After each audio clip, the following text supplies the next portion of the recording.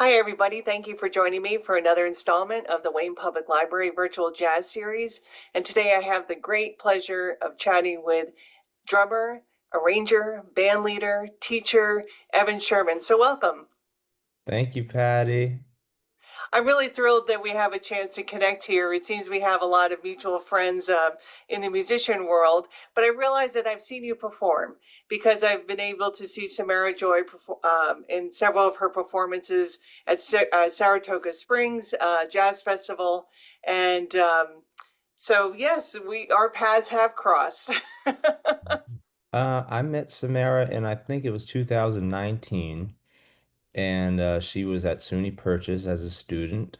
Um, and we played a few gigs together as we were both side people, just in people's bands.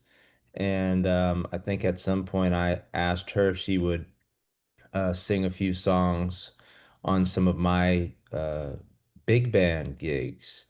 And she very graciously accepted the offer. And I remember vividly, when she would sing like one line of the first line of the song, like people would already be so mesmerized and into it. So, you know, looking back at that, it's almost not that surprising to see that so many now more, all over the world have also had that reaction to her.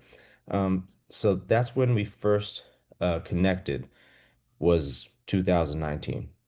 Let's go back in time. You're originally from Millburn, New Jersey, and so that's not too far from here.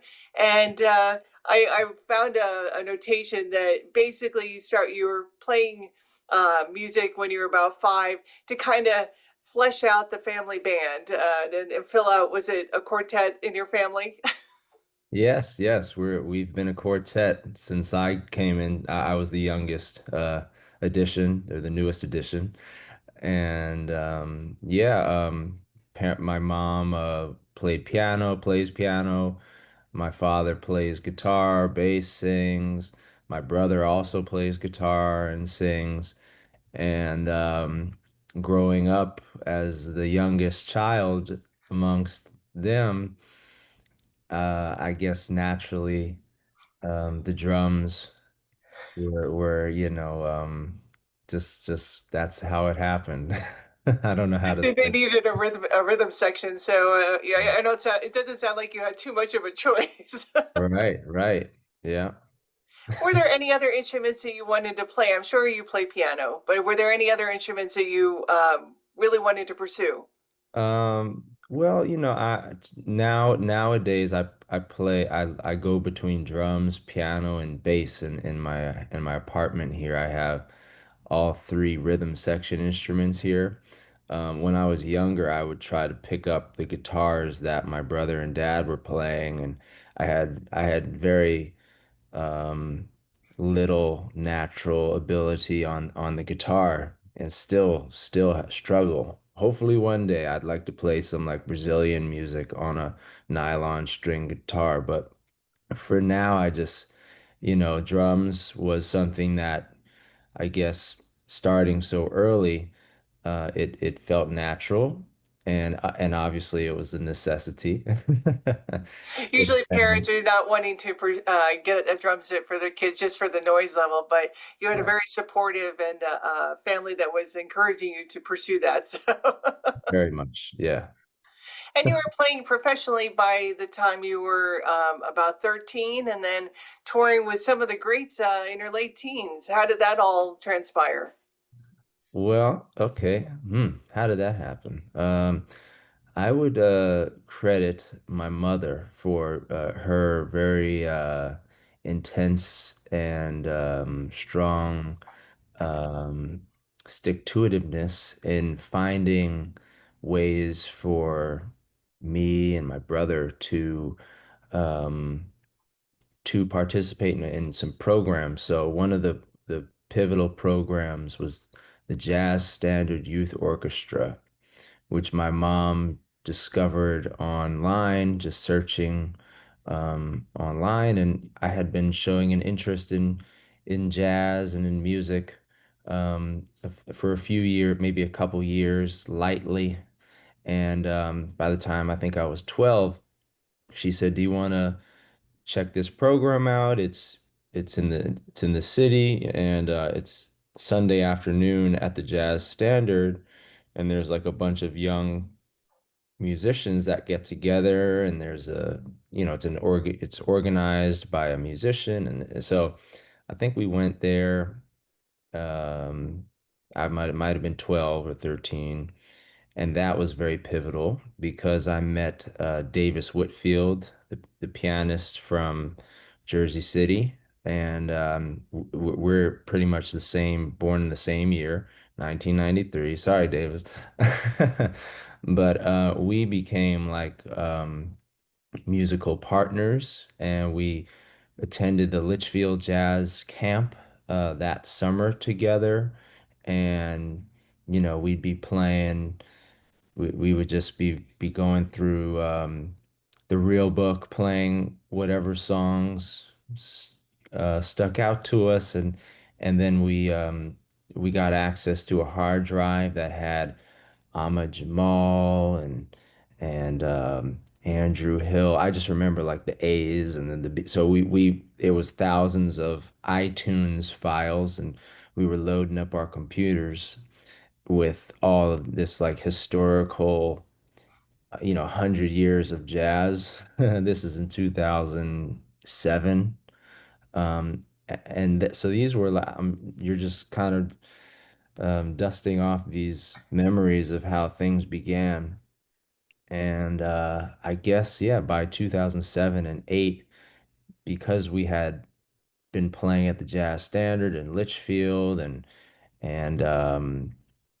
we got a gig at a sushi restaurant in Livingston, New Jersey, because my other favorite thing to do was play baseball and eat sushi. So my first job was a baseball umpire for Little League.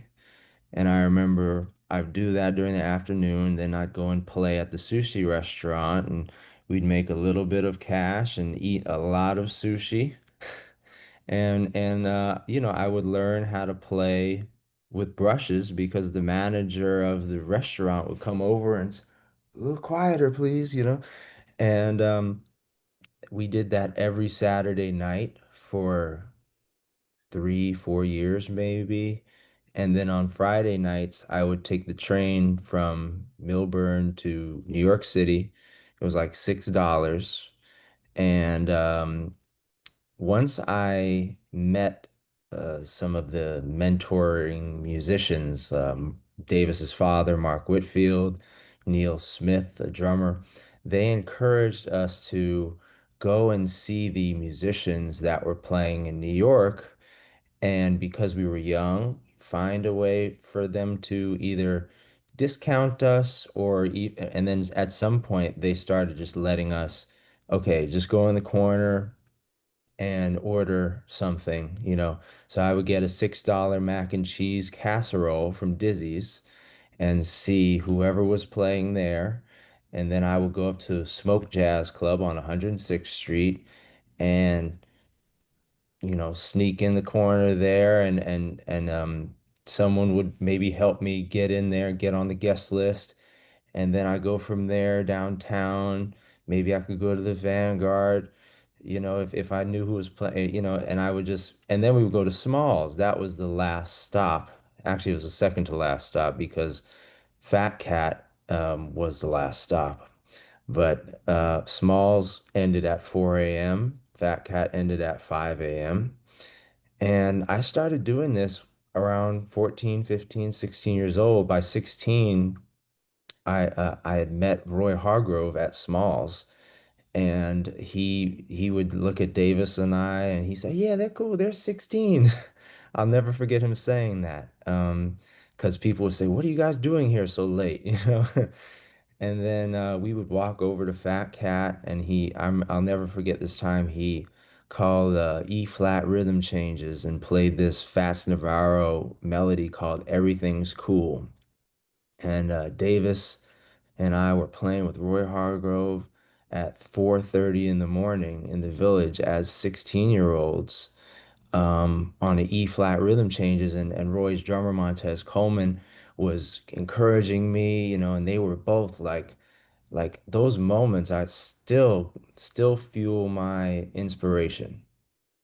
That's incredible. And it's interesting where many of the people I've had the pleasure to talk to, especially those who are educators, always encourage the students to go hear live jazz, listen and listen. And you just ticked all those boxes from Mhm. probably knowing your parents probably had a great record collection and or music collection, and then developing your own, and then seeing it live uh, that at such a young age too. I applaud you for that, and I think you're changing the paradigm from baseball and apple pie to baseball and sushi now.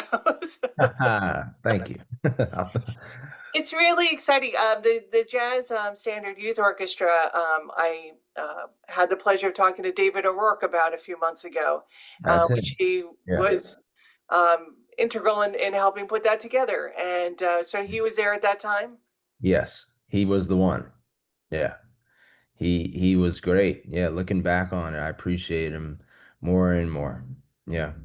He's very special and very passionate about his not only his music, but I'd even say more passionate about teaching and mentoring and making sure to support this up and coming generation. It's exciting to talk to him. Yes. Yes. Now let's talk a little bit about your education. You got your bachelor from Manhattan School of Music on a presidential scholarship, and Mhm. what was that experience like? It was cool. I guess it started a little, what the precursor was in high school, and actually at Litchfield Jazz Camp, I had heard about the Grammy Jazz Ensemble, which was a high school all-star jazz program that you had to audition for. You had to send in audition tapes. So I'd heard of that when I was 14, and I think I started trying out when I was 15, didn't make it. Tried out the next year and I made it.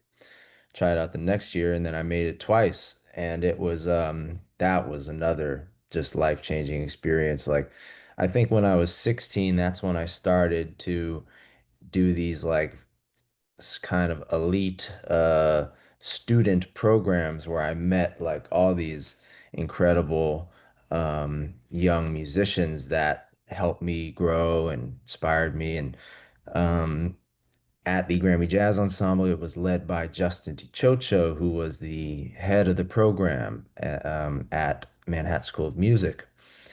And I remember we'd be rehearsing and like there at Grammy it was like a big band rehearsal and the back of the room was lined with every head of every jazz program in the United States. It was Juilliard, Manhattan, SUNY Purchase, Cal State, uh Berkeley, NEC. Is like they were all lined up like with clipboards, like we were, being scouted for like a sports team.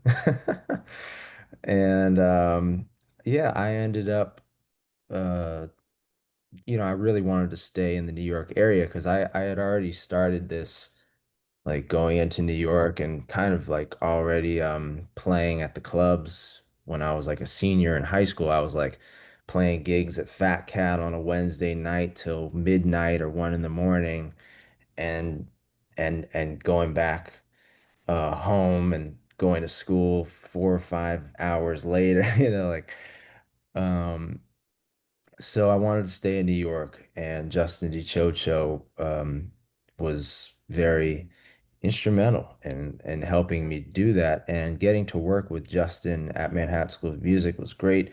I remember one of my favorite things that we did was we did the whole Tad Dameron Magic Touch album.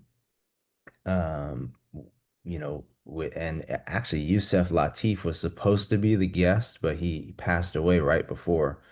Um, but yeah, we were being at Manhattan School of Music was cool. There was great musicians everywhere. Being in a music conservatory, it has its pros and cons. But I think I was able to balance, being a little bit in the real world and also getting the discipline and growing up as a young 18 to 21 year old. Manhattan School of Music was a great place for me. So I appreciate that. Let me ask a question. Since you had already successfully been playing professionally in New York at different gigs, was it was there a moment where you're like, I'm just going to keep playing professionally and not go to school, or was there a moment that you always knew that you wanted to go to school for possibly the opportunity to make more connections or learn something new?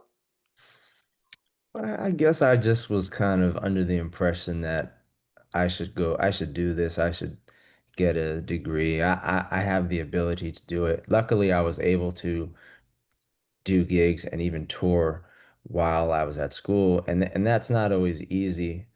And there were some uh, moments where we had to kind of negotiate and compromise as to, you know, if like if I wanted to, because when you're on a scholarship at a school, you're expected to participate a certain amount, but I had like the opportunity to uh go and do a gig out of town with Jimmy Heath one time, and it conflicted with a school concert. And I understood that that wasn't going to be an easy thing for me to just say, hey, like, sorry, like, I know you guys are paying for my education, but I'm going to go and do this gig with Jimmy Heath. But at the time, I thought it was a no-brainer, but looking back at it, um, we had to, work things out, and it was a good way of learning about life doing that.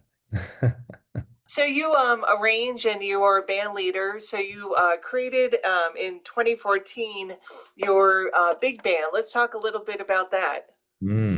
Well, yeah, I guess I caught the big band bug when I mean, really young. Some of the first music that got me into this was Basie and all that stuff when I was like 11 or 12. I got to tour with the youth orchestra, the Sussex County Youth Orchestra in New Jersey. And I was just kind of playing auxiliary percussion, and they did a jazz suite, and I was playing bongos for the most part.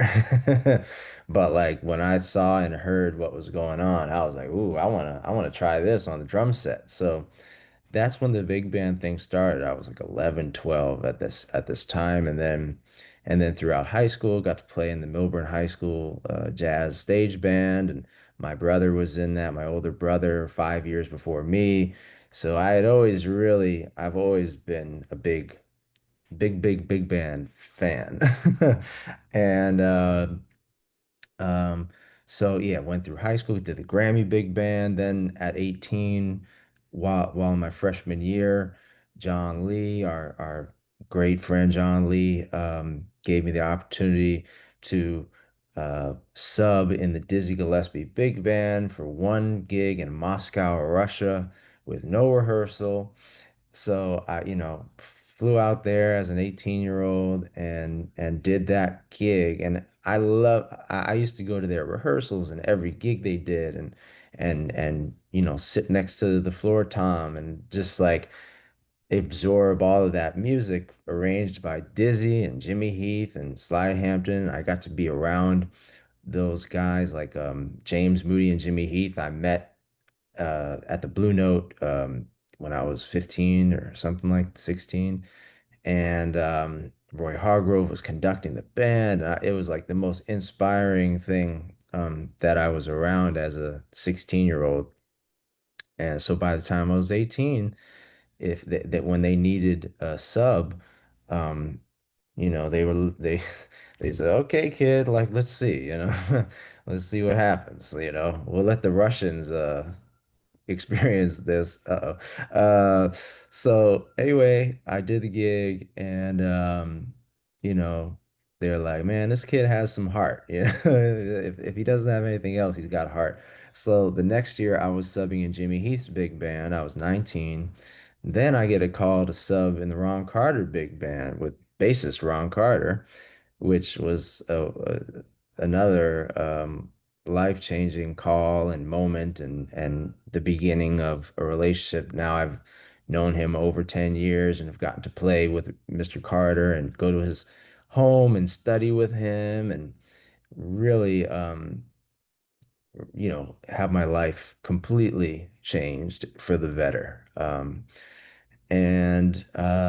So all of this experience led me to playing at the Dizzy's late sets um, with like trios and small bands, and then um, this was when I was in college, and my college friends would come and they would start dancing a little bit to the trios or the quartets, and Russell Hall, my partner in time, bassist at in those days, we were like, hey, wouldn't it be great to just like put together a big band of like all our friends and people, and at that time, I guess it just worked out. Like we had Cyrus Chestnut on the gig, and Jerry Weldon, and Lou Soloff, and Jerry Dodgen, and Frank Lacey, and Ben Wolf, and Russell, and then it'd be like all these college kids mixed in, and it was like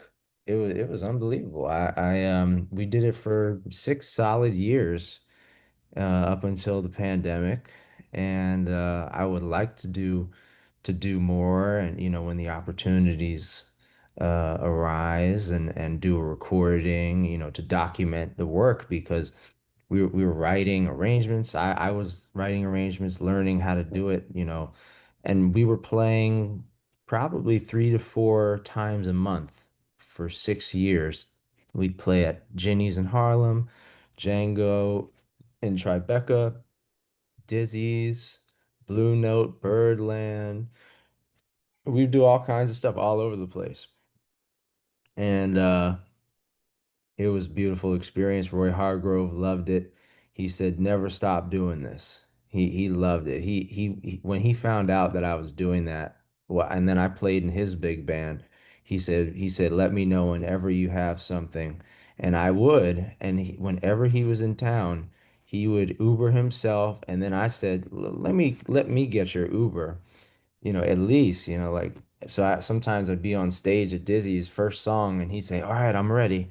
And I'd be like at the drums, like in the middle of middle of song, like pressing an Uber to Roy Hargrove's house to get him to Dizzy's. And then like 15 minutes later, he's walking through with his flugelhorn and we would play arrangements that I would write for him. Yeah, I'd spend like the whole day, like it'd be Art Taylor's 90th birthday, and I'd write Mr. AT arrangement, and we play it that night. So like that experience was great, and I'm so grateful for all the folks that were patient with me because it's leading a big band as a 20-something-year-old. You're bound to have some growing pains, and mostly probably for everyone else. It's so much. It's a wild experience to go through. Just carrying the suitcases of music, multiple um, suitcases. I think it's helped me go through airports to this day, with a little more experience.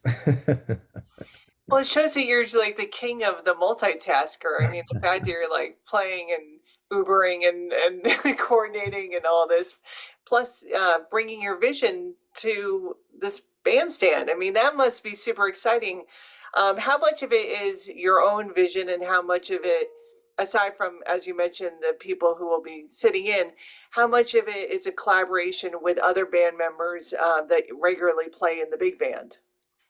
Well, that's a great question. It makes me think of Duke Ellington because he wrote for his musicians. And throughout college, we even had a class on Duke Ellington. The great Wynton Marsalis, of course, is a great Ellington advocate.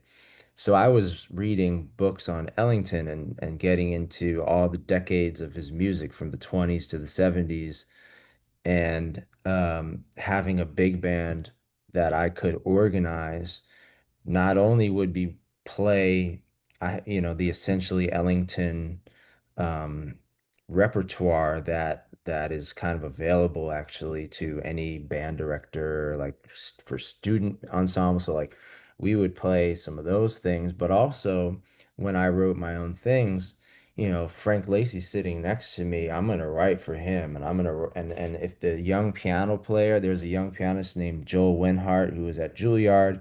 He was getting really into like theater and that kind of thing. And uh, I try to okay, let's incorporate that. Like I want everyone to feel, I think the great thing about jazz music is how it's like very democratic and equal and everyone kind of gets the ball, everyone gets to shoot. Not everyone is gonna be I went to the baseball game. Not everyone's going to be Aaron Judge, from the Yankees. He hit a home run, second at bat last night at Yankee Stadium. Not everyone's going to do that, but what Jimmy Heath did or demonstrated was like his big band. Like everyone would get to a rehearsal or a gig, and everyone would have space. Everyone would get the ball, speaker power, whatever. And that was one of the great things that I a tradition that I wanted to steward was like, let's keep the equal opportunity of this music going. You know, so yeah, whoever I would have with me, that would be really the vision is like, and that I think helps you play better and be a more considerate human being. You're not trying to force a square through a round hole or something, right? You're like, all right, we have these folks and here we are. Like, let's think as to how this is going to be like a custom night of music or set of music or that kind of thing. That shows a great respect not only for the musicians, but the music too, which is really admirable. One of the things I want to talk about too is the fact that you have septets and a quintet. So, what are the different things that are that you have to bring to when you're fronting a band of a seven size or 10 that's very different from a big band or a trio or quartet? Yeah, they're all different. You gotta start with the repertoire and who you have and the instrumentation and who the players are, right?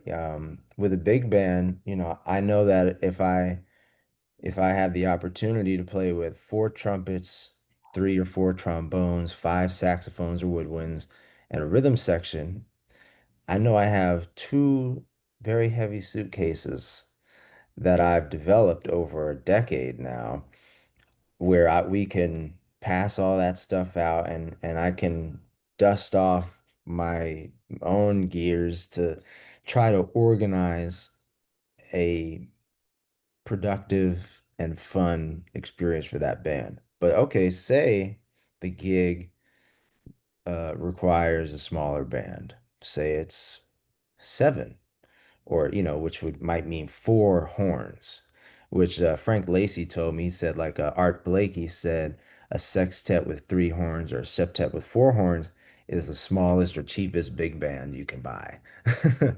And I guess that's why through the decades, Duke Ellington, Dizzy Gillespie, their big band sometimes turned into a smaller group. And, the big band is like the full symphony orchestra. That's what Jimmy Heath would say about jazz, is that the big band is the American symphony, maybe, Um, so yeah, then say you have a quintet. You got to have quintet music. And Horace Silver comes to mind as like someone who did that so incredibly, where two horns can sound like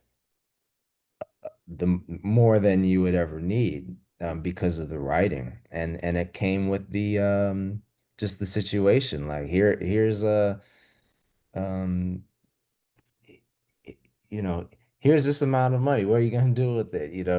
Is it, and because you need your musicians to feel taken care of to come and perform their best. Yeah. Now, do you feel responsibility for choosing different types of music when you're playing in a smaller formation? Big band music has a distinct sound, and as you referenced, Duke Ellington and Count Basie and such. I saw that you have an interest also in samba and Uh-huh. such. So, do you sometimes take, based on what you're putting together with a smaller band, do you go for a different style of music? Yeah, of course. I like to hit all the areas. Like it's like if you were going to the gym, you hit all parts of the body, right? So like in the tradition of Duke and Dizzy and Jimmy Heath and Barry Harris and these people, like they always played a blues or rhythm changes or a waltz or a Latin thing, whether that's Cuban or Brazilian, or if it's more of like a even an Afro-Cuban thing, or hitting all of the areas so that you're not just kind of playing. I mean, it's cool if you want to focus on one style. But I think about like Dizzy like playing a song like Con Alma or Burke's Works. He has big band orchestrations that were kind of the original blueprint for those songs. But if you play them with the budget ensemble with only five people, how are you going to make this sound not like the budget on like the biggest thing? And there are shout choruses and solis and intros and endings that those guys would take from their original big band orchestrations.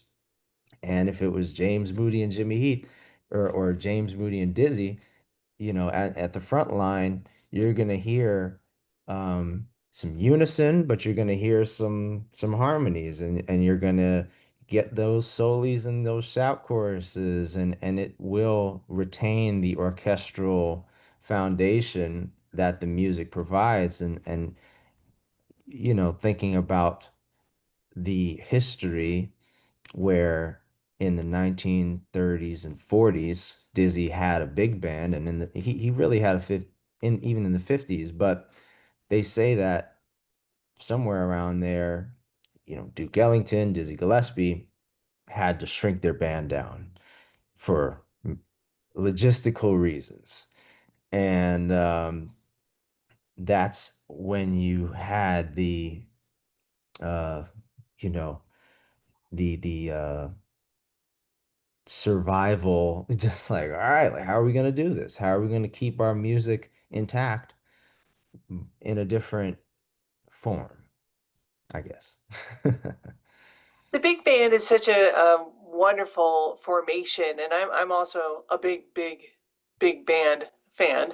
And Mhm. I'm hoping that the economics of our current day and age isn't going to make it challenging for big bands to perform and for patrons to be able to come and enjoy it. I think about on Broadway, where you used to have full pit orchestras, and then it's been brought back down now to really very small combos to play a Broadway show.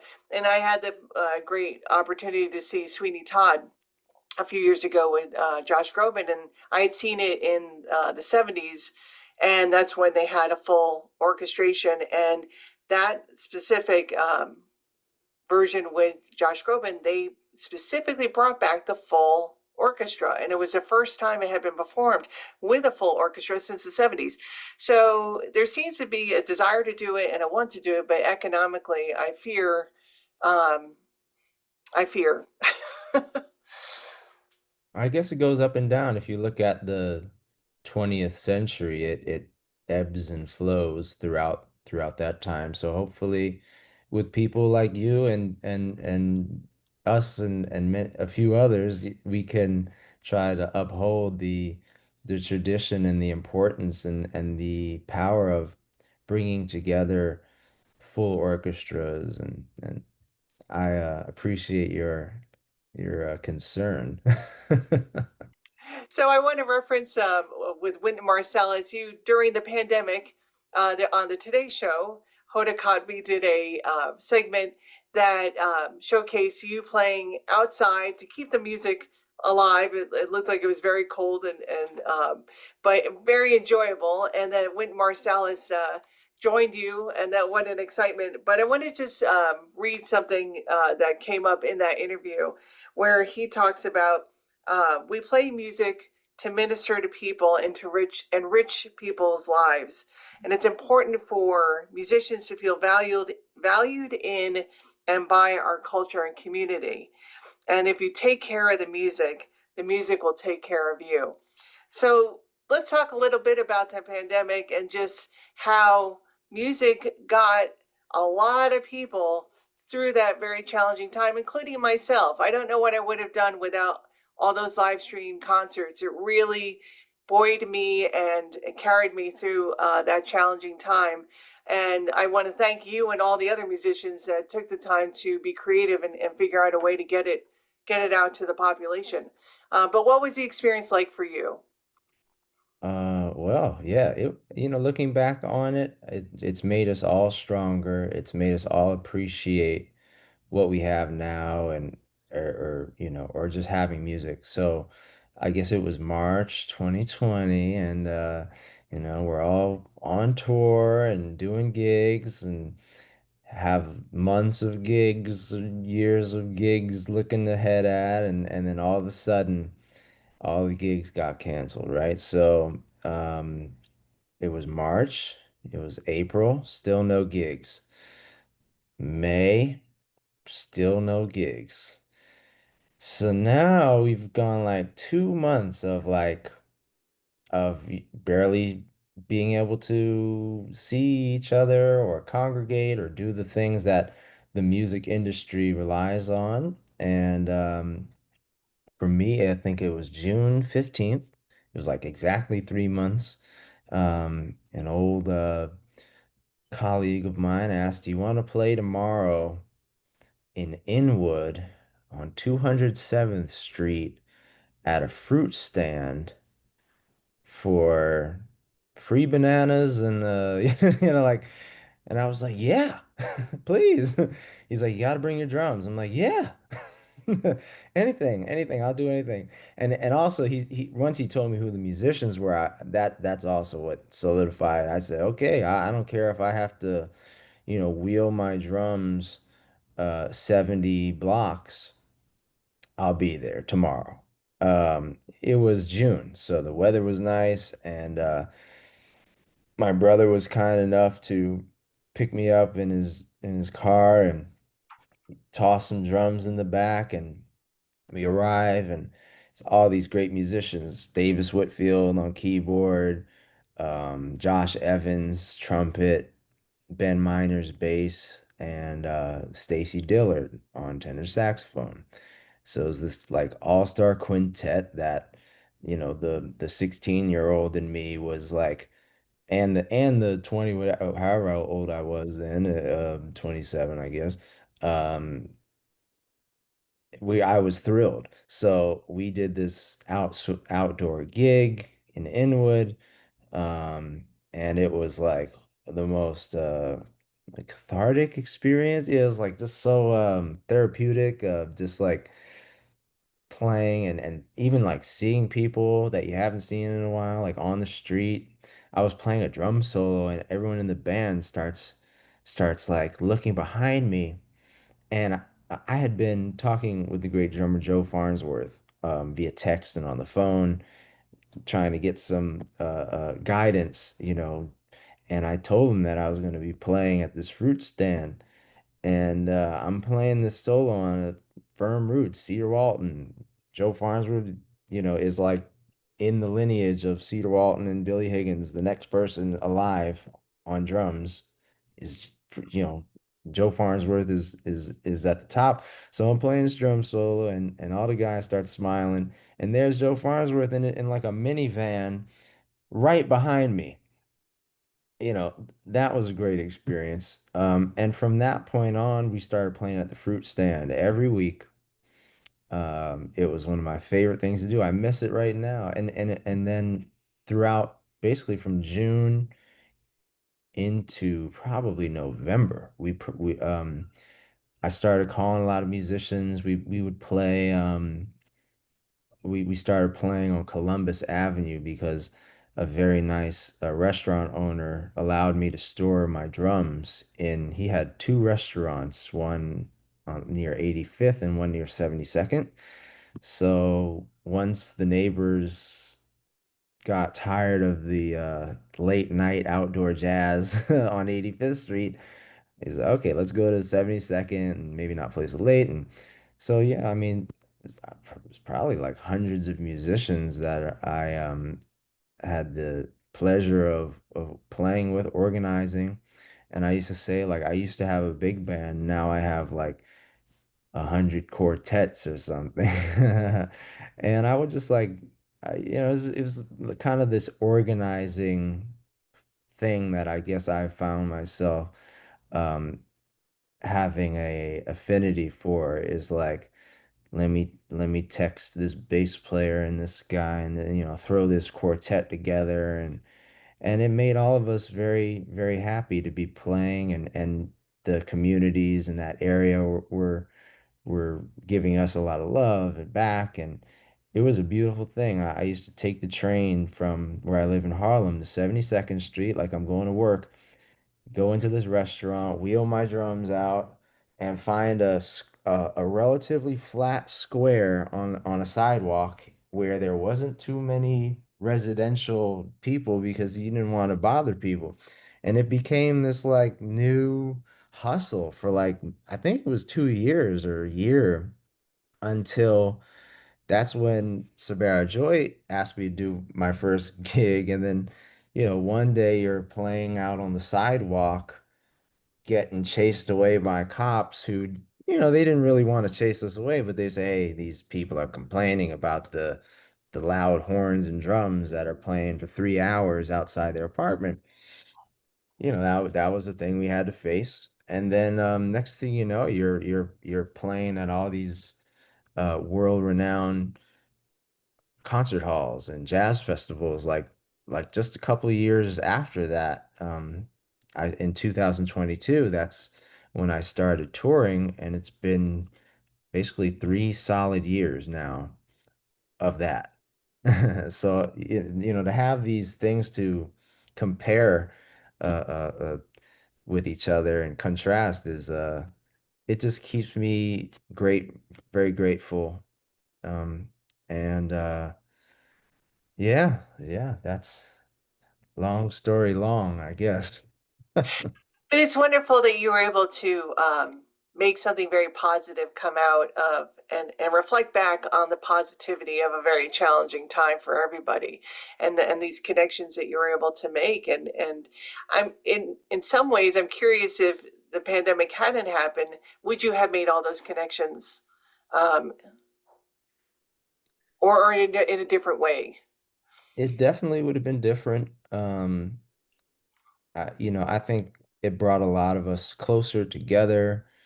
Um, yeah, it definitely would have been different. I think a lot of us wouldn't know how it feels to have 2 months without playing music. I mean, I still just the fact that Smalls is open, I'm still grateful because I lived, for months and months and months and months and months where there were no jazz clubs open in New York. And then it was just Smalls. That was the only music venue. So if you were in New York at that time and you were like us, who really, you know, value music and it's such a part of our livelihood, I'm still like I still feel a different sense of appreciation that we're able to I'm able to get a call to do a gig, a little gig in New York and that there are so many places offering the live music because I just remember when there was one or zero. So I think what doesn't kill you makes you stronger, of course. I want to talk a little bit about your CD that you debuted as your quintet in 2021. You released Sidewalkin', and you're also on Samara Joy's Grammy-winning 2023 recording of Tight, and the 2024 release of Portrait as a drummer and arranger. Um, are you planning to have any other CDs come out? I know you did talk about wanting to get that big band recorded, but is there anything else in the works? Wow. Yeah, I mean, there's always sessions throughout the year that like I was just in Korea with Samara Joy, and I recorded with an amazing pianist and bassist in Korea. That's going to come out hopefully. I just saw something about it. Um, I mean, yeah, there's been Samara. We've done a few more sessions with her and recorded probably like over 30 songs maybe at this point with her. Um, uh, yes, and then of course, yes, the big band would be just an absolute dream to record. It's my hope to, somehow get a big band to Rudy Van Gelder's and have that beautiful ceiling, you know, with the horns and the band and document some of the arrangements and work that we put in throughout many years, and that would be just a dream come true for me to get to do that at some point. So It's hopefully, going to happen. I have the great confidence it's going to happen. You're going to make it happen because you're a mover and a shaker, and it's going to come together because it's meant to be. And you have this wonderful cadre of musicians who want to work with you and produce great music. So I'm 100% behind it. Not that I can make it happen, but I know you will. thank you, Patty. I'm very glad there's you because you're just having this chat has been uplifting and inspiring, so I don't want it to end. Well, unfortunately we are coming to an end of the interview, and I thank you for taking the time. You're going to be performing. It looks like on September 20th at the Morris Museum Yes. at 7:30. It's part of their back deck series, so hopefully the weather will cooperate. Otherwise, I know it gets moved inside. And what do you plan to bring to that evening for your performance? It'll be a quartet. You never know who might show up in addition to the quartet, but we'll have David Williams on bass, who will just have celebrated his 79th birthday. And of course, David Williams is the great bassist that worked with Cedar Walton for decades, and Billy Higgins and Elvin Jones and so many others. Steve Davis, the Swedish trombone sound, according to Chick Corea and many others. He'll be with us, and Jeb Patton on piano. And Steve and Jeb and I, we work with Jimmy Heath. I've actually known all three of these guys since I was probably 15 or even younger. And they all are so supportive of me. So getting to play with them, like getting to work with your mentors, and getting to just get together. It'll be out there on the back deck. People are out there in the parking lot looking like it's a a, a field of concrete. Um, but there's blankets and chairs and wine and good people, and musically, we're definitely gonna touch on some Cedar Walton and some Jimmy Heath and some great American songbook and yeah, it'll just be like a really we've played over the years, like we played an event in Hudson Yards not too long ago, and it felt so good. We were actually the gig that we just did was at the Edge, which is like on the 100th floor of Hudson Yards. So there's all these people that they didn't want to hear any jazz or didn't expect to hear jazz, but we played and it was so fun. So that's a group and a project that the unofficial title is Something in Common, because that's a Cedar Walton composition title. And we all have something in common, even though we all come from different generations, and different states and countries. So, yeah, we'll be in that influence, I guess. Yeah. It's going to be amazing. I'm hoping I can make it, and yeah, I know that seeing you perform, which I have, is an exciting and really. It's funny. The descriptions of other reviewers are that you bring a calming presence, but I find your drumming very exciting and also just wonderful to listen to, and seeing that interaction you have with the other musicians is always very special. That alchemy that goes on, that when an audience member can pick up on that, it's brilliant. So it's going to be a great concert, and I hope I can make it. Patty, thank you. Thank you so much. Well, thanks for taking the time to talk to me today. Everyone who's watching this, stay tuned for information about Evan's website and his Instagram handle so that you can follow him and make sure that you have a chance to see him. And I look forward to our paths crossing in the jazz world very soon. Thank you, Patty. You're the best.